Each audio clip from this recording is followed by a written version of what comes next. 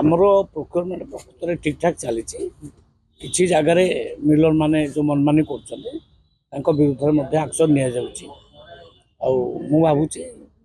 बहुत सुधरी जो मैंने बारंबार कहला पर भी सुधरबे ना विरुद्ध एक्शन नि किसी असुविधा शोकज जो मैंने अधिक कटनी छटनी कथा मानुना से शोकज आगामी दिन निश्चय जो मैंने सरकार को नियम मानवे ना सरकार को मानवे नहीं से पुराना नीति रे चलिए आटा चलो ना नुआ सरकार आसला नुआ नीति चलो कृषक मान को हैरान कले एक्शन नि सर जो अयोग्य प्रार्थी मैंने हाथी सरेंडर पे आप कहते केते तारीख डेडलाइन केते रही सर केबे सुधा से फेर आम देखु EKYC चली EKYC जनवरी लास्ट सुधा सर ता भितर से माने सरेंडर कर दिंतु एटा मु अपील करुच्ची एगेन अपील करुच्ची से सरेंडर कर दिंतु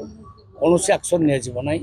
तापर भी जो मैंने छाड़े ना एक्शन नि सर केते अनेक ब्लॉक गोटे गोटे ब्लॉक रे 200-300 एमती लोक अच्छा ऑफिसर माने अच्छा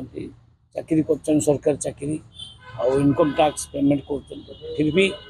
से माने राशन नौ यहाँ धरा पड़ी से माने ता मन को मो कहया कथा आगुरी से माने सरेंडर कर सही भयर से माने आसुना कि केवाईसी करबा को जेतु धरा पड़ी जिवे हां सेटा हेतिबो किंतु मु ताको